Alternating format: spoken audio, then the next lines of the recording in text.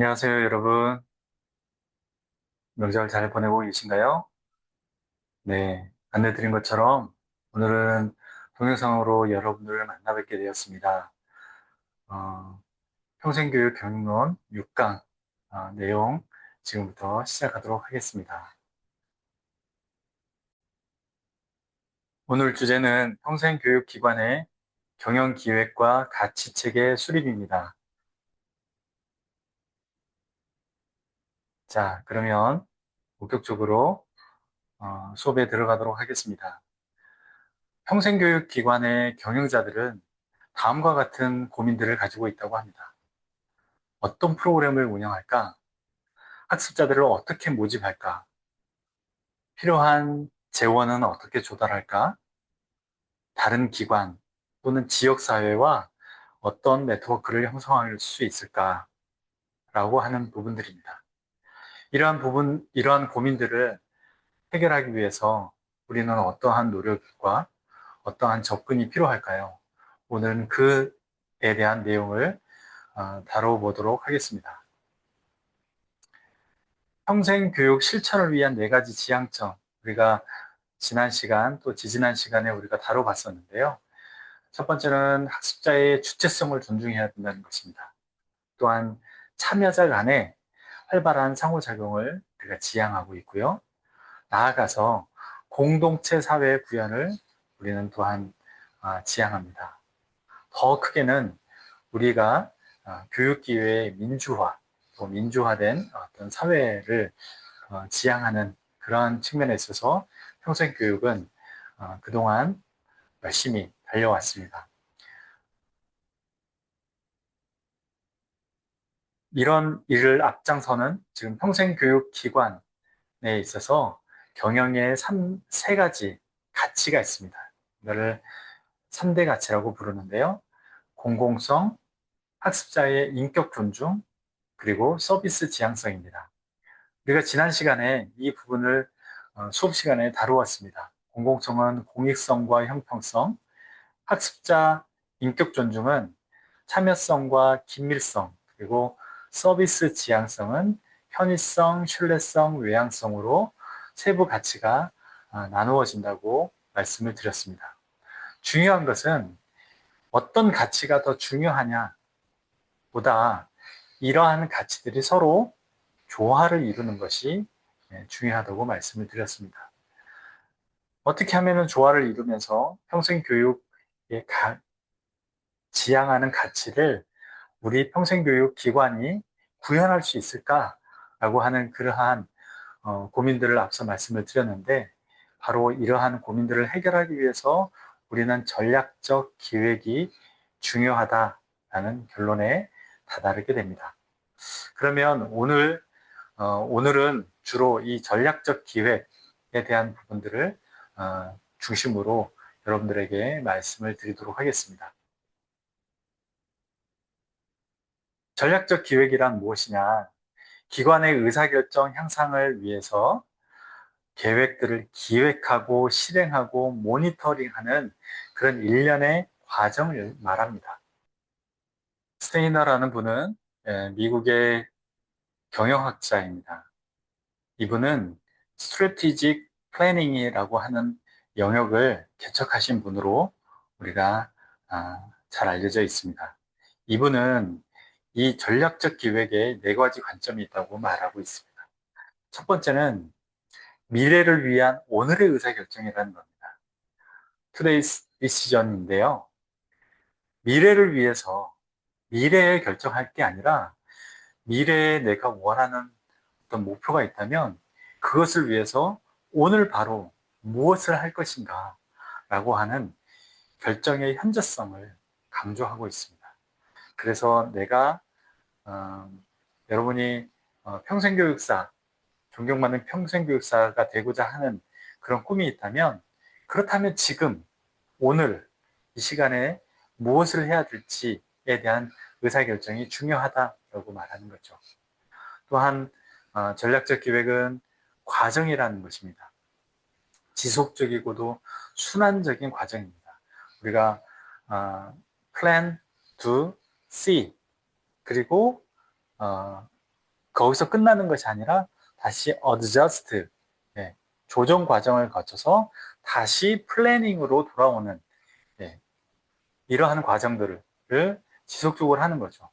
우리가 어떤 것을 계획했을 때 그 계획대로 잘 되던가요? 계획대로 되지 않은 경우들이, 예, 많죠. 그렇다면 왜 그 계획대로 되지 않았을까? 너무 높게 목표를 설정하진 않았을까?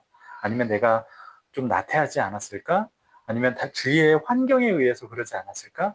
라고 하는 여러 가지 요인들 때문에, 예, 목표 대비 결과가, 목표와 결과가 다를 수 있습니다. 그렇다면 이 결과가 다른 것을 다시, 예, 처음 계획에 반영해서 그 다음 프로세스에서는 목표를 조정하고 방법을 조정하는, 예, 그런 과정들이 순환적으로 일어나게 된다는 거죠.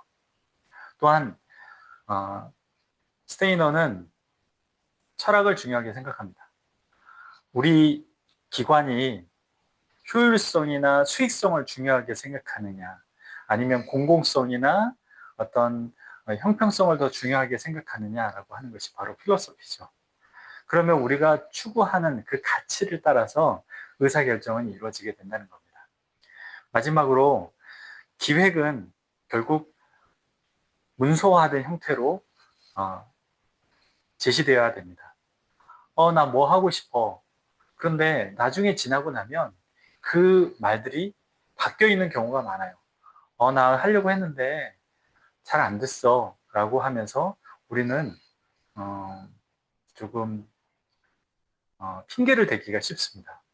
만약에 내가 연초에 버킷리스트를 갖고 있다면 그것을 반드시 적는 것이 중요해요.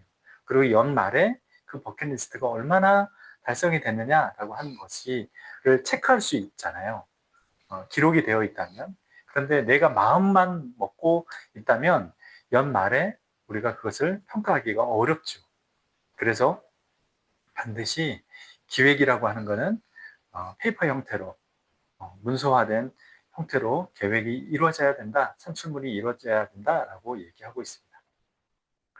자, 어, 이번 강의 중에 가장 중요한 장표 하나를 꼽아라라고 하면 저는 이 장표를 말씀드리고 싶습니다. 전략적 기획의 7가지, 7단계를 얘기하고 있는데요. 경영적 진단, 가치 명료화, 기관의 사명을 진술하는 것, 그 다음에 목적과 목표를 수립하는 것, 실행 계획을 수립하고 현실을 진단하고 피드백과 통제를 하는 것, 그리고 다시 경영적 진단으로 돌아가는 이 순환적인, 예, 프로세스가 바로 이번 강의에서 가장 핵심이 되는 내용이라고 말씀을 드릴 수 있습니다. 자, 그러면 구체적으로 하나씩 살펴보도록 하겠습니다. 먼저 1단계는 경영적 진단입니다. 경영적 진단은 우리가 기관의 내부의 활동을 진단할 수도 있고요. 외부 활동을 가지고 진단할 수도 있습니다. 그래서 이것을 두 가지 축으로, 내부냐 외부냐, 또 긍정적인 부분이냐 부정적인 부분이냐로 나누었을 때 네 가지 카테고리로 우리가 분석을 할 수가 있는데, 이걸 우리가 잘 아는 수학 분석이죠. Strength, Weakness, Opportunity, Threat, 이런 영역으로 네 가지 영역을 나눌 수가 있습니다. 위에 있는 부분들은요, 주로 내부와 관련된 부분입니다. 그리고 아래에 있는 두 가지는 주로 외부에 영향을 받는 요소들이라고 할 수 있죠. 자, 예시를 좀 가져왔습니다. 요거는요, 우리나라의 모 평생학습 도시에서 수학 분석을 했던 것을 가지고 왔습니다. 이 K도시는요, 어떠한 강점을 가지고 있냐면, 지속적으로 인구가 증가하고 있어요. 그리고 10대, 중고등학생들의 연령층이 증가하고 있죠. 출산율도 높고, 그리고 외부에서 인력들도 유입이 많아지고 있는 그러한 도시입니다. 그래서 교육적 여건이 좋고요. 평생교육 인프라 구축이 잘 되어 있습니다. 그리고 시민들의 어떤 평생학습에 대한 의식도 굉장히 높은 편이죠. 네. 이러한 강점을 가지고 있는 도시에도 약점이 있습니다. 뭐냐면 재정적으로 충분하지가 않아요. 그리고 복지나 여가 시설이 좀 부족하고요. 인구가 많다 보니까 부족할 수밖에 없겠죠. 그다음에 시민단체 활동이 상대적으로 저조합니다. 그다음에 평생학습의 획일화와 편중화, 그다음에 평생학습 전문가가 부족하다라고 하는 그러한 약점을 가지고 있는 도시. 이 도시의 기회 요소와 위협 요소를 한번 살펴보도록 하겠습니다. 기회 요소는요, 어, 동부가 물류 도시로 성장을 가속하고 있습니다. 굉장히 지역 사회에 또 인구 유입이 많아지고 있고요. 해외 물류 대학들도 조만간 개설이 될 예정이라고 합니다. 그리고 영농 단지와 그다음에 평생학습에 대한 어떤 지원이 점차 늘어가고 있는 그러한 기회 요소에 반해서 어떤 위협 요소가 있냐면 인근 도시 이 도시도 교육 여건이 괜찮지만 인근 도시의 교육적 여건이 더 좋아요. 그러다 보니까 우수한 중고등학생들은 이 도시에 머무르기보다 그 옆 도시로 가서 공부를 하는 학생들이 많아지죠. 그러한 측면에 있고, 그다음에 시민 공동체 의식이 좀 높지가 않습니다. 산업화로 인한 지역의 전통적인 문화 계승 이런 측면에 있어서는 조금 빈약하고요. 그다음에 아직도 교통이나 문화의 생활권이 다획화되었다라고 하는 거는 뭔가 좀 직접이 되지 않은 분산되어 있다라는 의미입니다.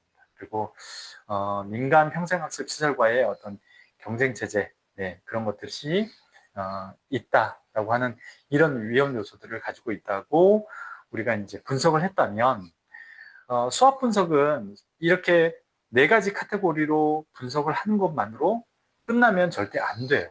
그거는 1차원적으로만, 단편적으로만 우리가 진단을 하는 거고요. 이 진단을 하는 목적은 뭐냐면 결국 전략을 수립하기 위한 겁니다. 그러면 구체적으로 어떻게 전략을 수립할 수 있을 것인가? 바로 앞서서 나왔던 그런 네 가지 요소들을 조합을 하는 겁니다.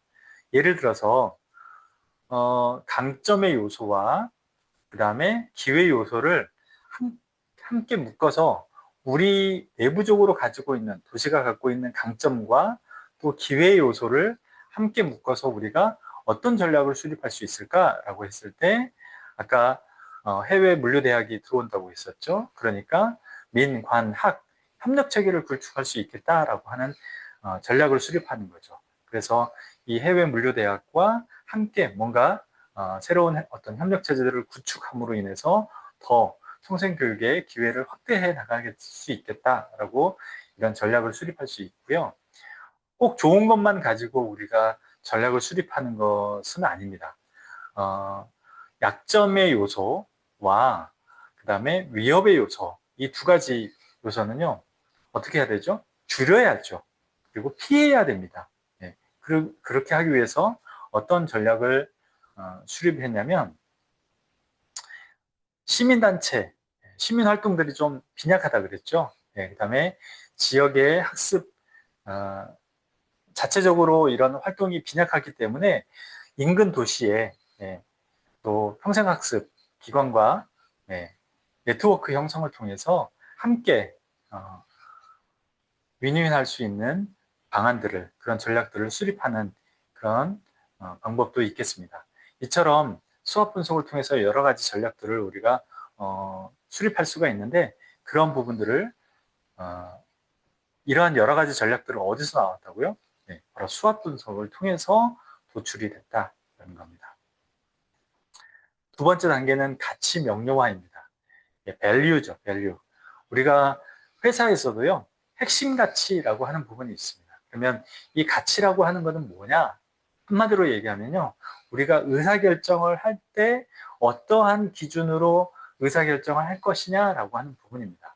그래서 아래쪽에 보시면요, 어떻게 결정이 이루어지는가라고 하는 질문이 있는데 이러한 요소들에 대해서 답을 해줄 수 있는 것이 바로 이 가치입니다. 이 가치를 아주 명확하게 함축적으로 정의하는 것, 이게 가치 명료화죠. 이 가치 명료화를 하는 목적은 조직의 문화를 확인하는 겁니다.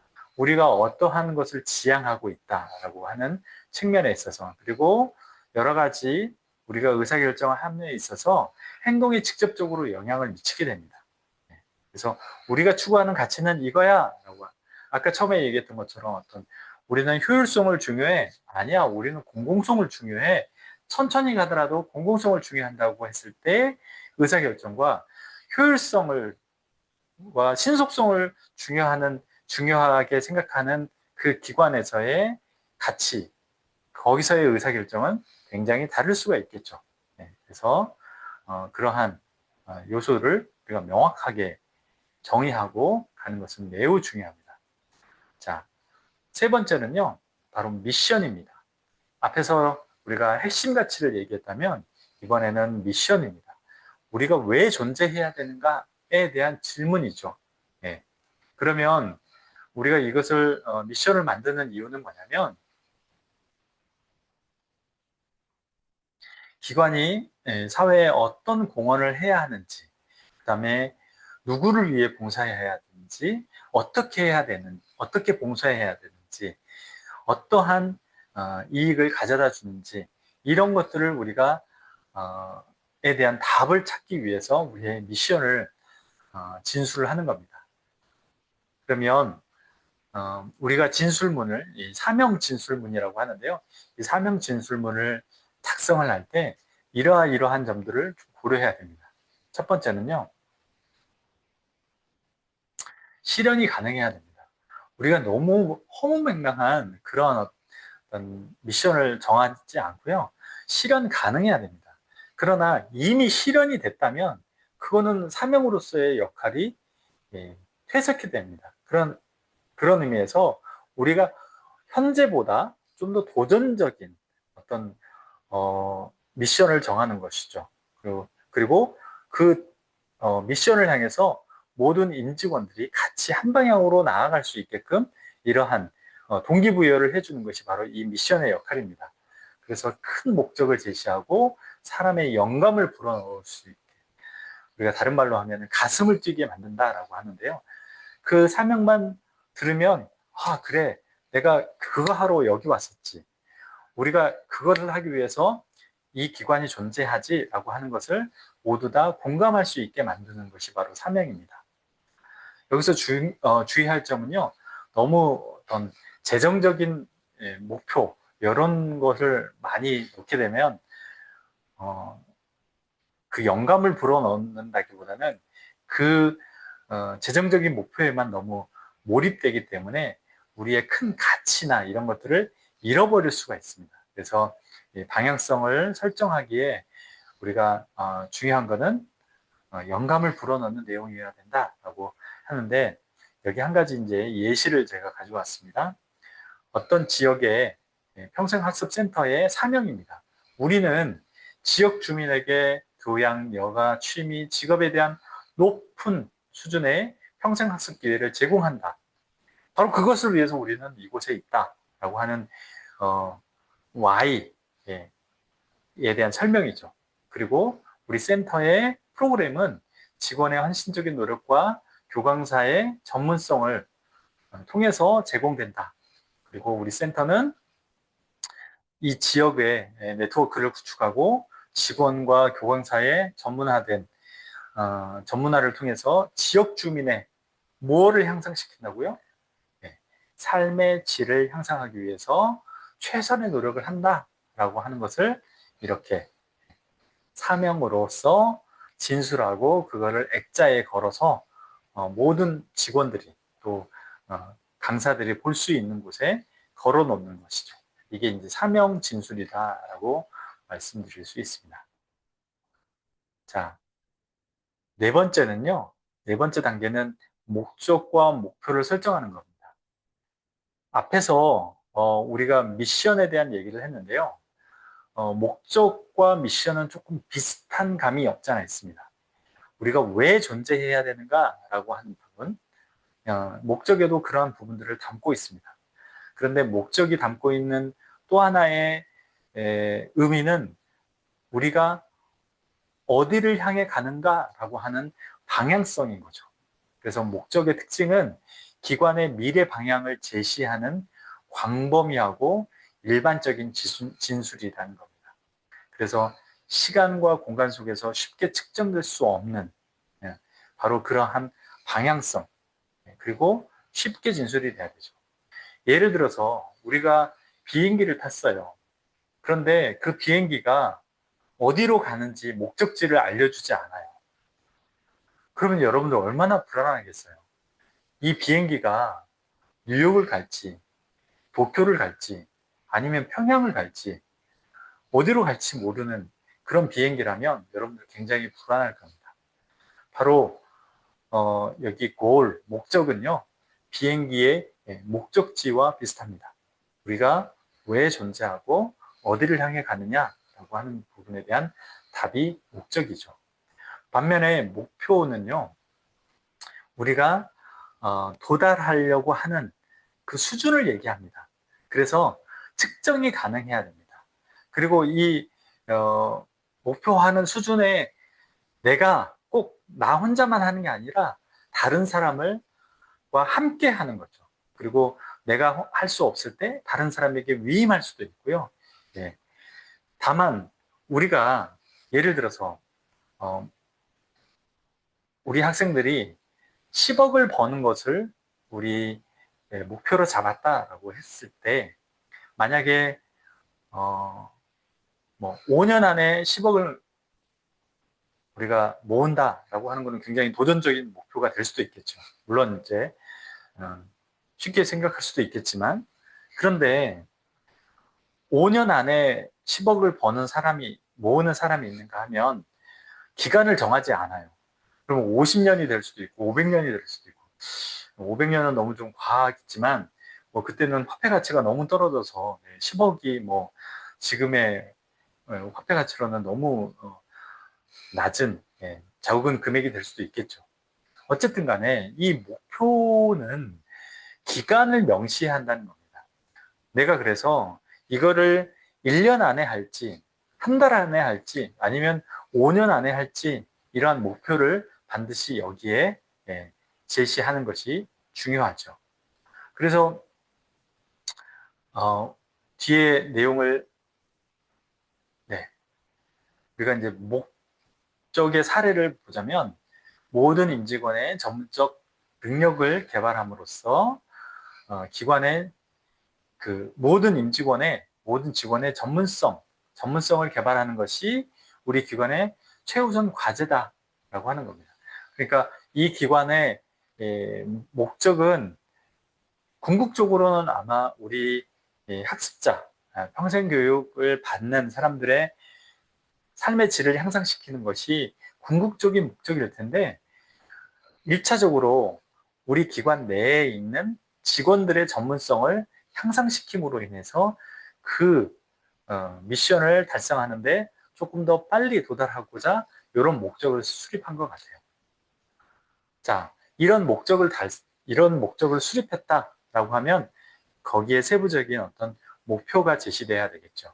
그래서 직원 능력 개발을 위해서 어떤 위원회를 만든달지, 또는 팀장은 위원회와 더불어서 이 능력을 개발하기 위해서 예산을 투입하고 또 전문적인 어떤 교육을 지원하는 등의 구체적인 어떤 목표들을 이렇게 제시할 수 있겠죠.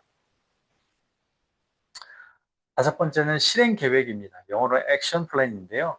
이 액션 플랜에는 반드시 들어가야 될 게 있습니다. 앞서서 우리가 목표를 얘기할 때 구체적인 어떤 수치와 그다음에 기간을 얘기했는데요. 네, 여기에서는 그러한 요소들이 더 구체화된 계획입니다. 누가 언제까지 무엇을, 그리고 어떤 리소스를 동원해서 얼만큼 달성할 것이다 라고 하는 것들을 명확하게 얘기하는 거죠. 그래서 영어로는 task, who, when, resource, KPI 이런 요소들이 있는데요. 이러한 요소들을 한 단어로 압축을 하면 뭐냐면 how입니다. how. 어떻게 달성할 건데 우리가 목표를 정했어요. 그러면 그 목표를 어떻게 달성할 건데 라고 하는 구체적인 방법을 계획하는 것. 그것이 바로 액션 플랜입니다. 네, 액션 플랜의 원칙에는, 수립 원칙에는 우리가 잘 알다시피 스마트한, 스마트 원칙이 있죠. 네, specific, measurable, 그다음에 attainable, achievable 뭐 이렇게도 표현하기도 하고요. 그다음에 time bound, 그다음에 relevant 이러한 요소들이 같이 결합된 그러한 요소들을 가지고 있는 목표, 실행 계획 이런 것들을 수립해야 된다는 겁니다. 그래서 액션 플랜은 구체적이어야 돼요. 누가 봐도 이 액션 플랜을 보면 아 어떻게 하겠다는 거구나 라고 알 수 있게끔 구체적이어야 되고요. 측정 가능해야 되고 우리가 실현 가능해야 되죠. 앞서 말씀드린 대로 시간 제한과 서로 과제 간의 연계 그러니까 어떤 액션 플랜과 어떤 액션 플랜이 연계되어 있는 것 그리고 이 액션 플랜의 이 5가지 요소 스페시픽, 메저러블 이러한 요소들이 서로 연관되어 있어야 된다라고 하는 의미들도 여기에 포함되어 있습니다. 그래서 액션 플랜을 수립하는 것이 매우 중요하다.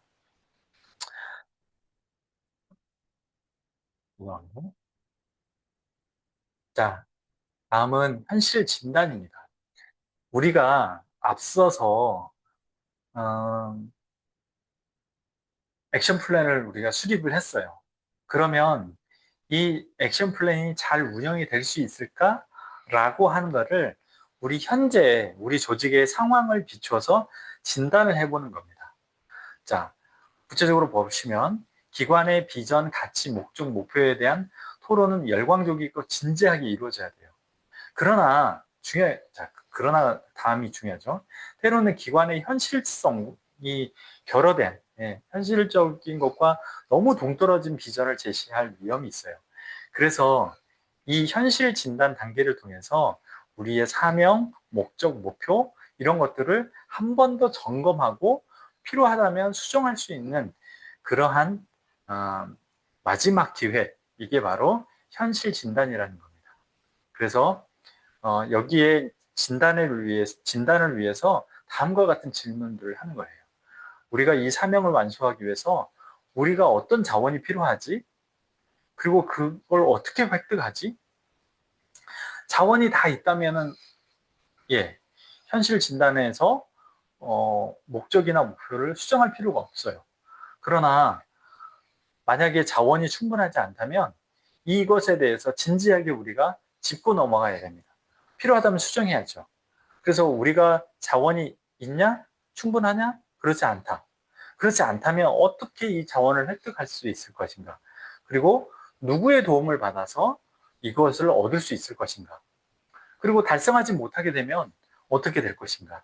라고 하는 그러한 부분들을 아주 진지하게 현실적으로 우리가 논의하고 점검해서 필요하다면 목표를 수정하는 것도 고려를 해야 되는 거죠. 이게 바로 현실 진단이라고 하는 부분입니다. 마지막으로 7번째 단계는 피드백과 통제입니다.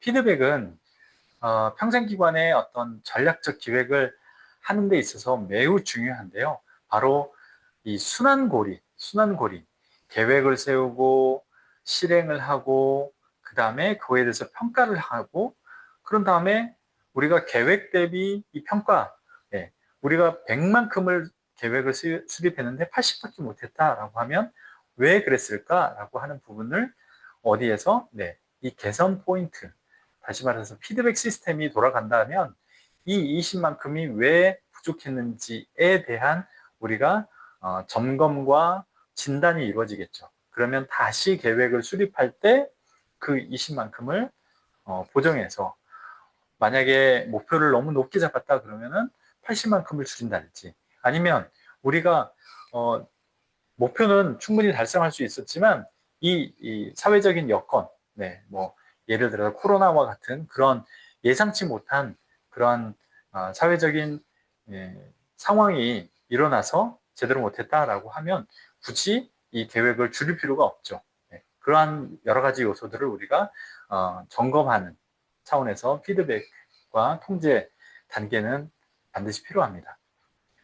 그래서 효과적인 피드백 방법은요, 네, 정기적인 모니터링을 하는 거예요. 우리가 모니터링이라고 하면 뭐냐면, 어, 쉽게 얘기하면 우리가 서울에서 인천 가는 전철을 내가 탔어요. 그런데 졸리면 그냥 푹 잘 수도 있겠지만 내가 이 길을 처음 가보는 사람이에요. 그러면 내가 제대로 지금 가고 있나? 라고 하는 것들을 창밖을 바라보면서 지금 부평을 지나가고 있구나. 아, 그러면 인천 방향으로 가고 있는 게 맞네. 라고 하는 것을 우리가 보는 거죠. 네. 모니터링은요, 한마디로 보는 거예요. 점검해 보는 거예요. 이거를 매월 할 수도 있고, 분기별로도 할 수도 있고. 네. 그러면 항상 볼 때는요, 이 점검할 때는 목표 대비 우리가 얼만큼 가고 있느냐라고 하는 거를 함께 보는 겁니다. 예를 들어서 우리가 목표를 100이라고 하는 목표를 잡았어요. 그리고 지금 6개월이 지났어요. 그러면 우리가 예상하는 목표 성과는 한 50 정도가 되면은 우리가 잘 가고 있구나라고 그렇게 이해할 수 있겠죠. 그런데 만약에 30밖에 가지 못했다라고 가정을 해봅시다. 그러면 왜 우리는 20만큼 목표 대비 가지 못하고 있을까라고 하는 것들을 빨리 파악해서 다시 재수정을 하는 과정이 필요합니다. 그렇기 때문에 정기적인 모니터링은 굉장히 중요해요. 우리가 연초에 계획 세우고 그냥 중간에 모니터링 과정 없이 연말에 점검을 하고 평가를만 하게 되면 그러면 너무나 많은 부분에서 계획 대비 결과가 어긋나 있을 수가 있습니다. 그러나 그렇게 되기 전에 사전에 중간중간에 이렇게 모니터링, 점검의 과정을 거친다면 그 갭을 줄일 수 있는 충분한 여지를 가질 수 있게 되겠죠. 그리고 이 피드백한 부분에 있어서 이해관계자의 의견을 수렴하는 겁니다. 평생교육기관의 이해관계자라 함은 주로 학습자가 되겠죠. 학습자의 만족도를 조사하고 또 직원들의 피드백을 받고 지역사회의 의견을 수렴하는 거예요. 그래서 우리 조직이 원래 목표했던 바대로 지금 잘 가고 있는가? 학습자들의 의견을 만족도를 봤더니 매우 높게 나와요. 그러니까 잘 가고 있는 거죠. 그런데 만약에 직원들의 피드백은 너무 힘들어해요. 그러면 학습자는 만족하지만 직원들이 힘들어한다라고 하면 여기 뭔가 문제가 있는 거죠. 그래서 여러 이해관계자들의 의견을 수렴하는 것이 필요합니다. 또한 환경 변화에 대응해야 된다는 겁니다. 외부 환경의 변화, 아까도 말씀드렸듯이 코로나와 같은 어떤 전염병이 확산이 된다 그러면 우리가 모일 수가 없죠. 그러면 여러 가지 다른 방법들을 찾아봐야 됩니다. 새로운 기회들을 찾아야 되죠. 그렇게 하기 위해서 환경 변화에 민감하게 대응하기 위해서 피드백이 필요하고 또 그런 앞에서 말했던 정기적인 모니터링, 이해관계자의 의견 수렴, 환경 변화 이런 것들을 반영해서 전략을 적시에 수정하는 유연함이 필요합니다. 자, 앞서서 얘기했던 것처럼 경영 진단, 가치 명료화, 기관의 사명 진술, 목적 목표, 실행 계획, 현실 진단, 피드백과 통제 이러한 과정들이 쭉 순환적으로 직선적으로가 아니라 순환적으로 이루어질 때 우리는 진정한 의미에서 마케팅 경영을 할 수가 있습니다. 그래서 마케팅 경영이라 하면 뭐냐면 화면 보이실까요? 기관의 비전과 미션을 중심으로 전략적 기획과 마케팅 경영이 통합적으로 운영이 되는 걸 말해요. 그래서 우리가 평생교육 경영이라고 하는 것은 예전처럼 그냥 우리 기관에 이러이러한 프로그램이 있어요. 오세요가 아니라 여러 가지 이 외부적인 요소들, 또 우리가 어, 구, 학습자들의 어떤 눈높이가 높아지고 있고, 또 다양한 어떤 교육 인프라가 지금 있기 때문에 뭐 하다못해 유튜브를 통해서도 얼마든지 예, 또 학습이 이루어질 수 있는 그런 어떤 체계가 있기를 갖춰진 그러한 정보화 사회를 우리가 살고 있지 않습니까? 그런 측면에 있어서 이 평생교육 기관이 평생교육 경영의 측면에 있어서 마케팅 경영은 굉장히 중요하죠. 이러한 마케팅 경영을 온전히 예, 잘 수행하기 위해서 전략적으로 접근하는 것이 필요하다라고 해서 오늘 7개 단계들을 살펴보았습니다. 이러한 요소들을 바탕으로 다시 한번 예시를 한번 살펴보도록 하겠습니다. 먼저 사명이나 우리가 강점을 분석한다 그랬어요. 그래서 우리는 우수한 강사진을 가지고 있고 또 실용적 프로그램들을 많이 보유하고 있어요. 그러면 이것을 우리가 조금 더 무료로 또는 저렴하게 제공할 수는 없을까? 그리고 우리 지역에 있는 경력 단절 여성들 또는 은퇴를 준비하는 사람들에게 우리가 집중적으로 어떤 프로그램을 제공할 수 없을까라고 하는 그런 고민들을 한다고 가정을 해봅시다. 그러면 우리가 구체적으로 어떠한 전략을 수립할 수 있을까라고 했을 때 프로그램에 있어서는 은퇴를 준비하는 사람들 또는 또 경력 단절 여성들이기 때문에 취업을 준비하고 있을 거예요. 그래서 재취업 과정 또는 창업 과정 네, 이런 교육들을 만들 수가 있겠고요. 그리고 경력 단절 여성은 상대적으로 이렇게 경제적인 교육에 많은 돈을 투입하기가 어렵죠. 네, 그래서 정부 지원 사업을 통해서 무료로 제공하거나 아주 저가의 과정을 제공하는 전략이 필요하고요. 장소는 오프라인도 좋지만 요즘에 이제 온라인을 통해서도 모바일을 통해서도 우리가 접근할 수 있도록 그렇게 하이브리드 방식으로 이렇게 제공을 하고 촉진책으로는 지역 커뮤니티, 뭐 맘카페나 이런 곳을 통해서 입소문을 내는 그러한 전략들을 통해 가지고 우리가 이런 프로그램이 성공적으로 런칭이 되고 또 실행이 될 수 있도록 하겠다라고 한다면 바로 이러한 것이 앞서서 우리가 보았던 이 평생교육 경영의 기획과 가치체계 수립을 통해서 진정한 마케팅 경영을 하는 그런 예시라고 할 수 있겠습니다. 자, 오늘 배운 내용들을 다시 한번 살펴보도록 하겠습니다. 전략적 기획의 7단계 우리가 배웠었죠. 그리고 이제 수합 분석 얘기했었고 수합 분석을 통해서 SO 전략 또는 WT 전략 또는 ST 전략 여러 가지 전략들을 우리가 수립할 수 있다라고 말씀을 드렸습니다. 우리가 평생기관의 가치 체계를 수립하기 위해서 밸류, 그다음에 미션, 비전, 그다음에 목적과 목표 이런 얘기들을 했었는데 이것이 하나하나가 아니라 통합적으로 이루어지고 그것이 순환적인 프로세스를 통해서 계속적으로 발전되는 그러한 경영이 필요하다. 이것이 이루어졌을 때 진정한 의미에서 마케팅 경영이 이루어질 수 있겠다라고 하는 내용까지 오늘 말씀을 드렸습니다. 자, 여러분들이 아마 지금쯤 궁금해 하실 것 같은데요. 그러면 이번 주 과제는 무엇입니까? 이번 주 과제는요, 여러분들이 이 동영상 강의를 잘 수강하는 것, 그것이 과제입니다.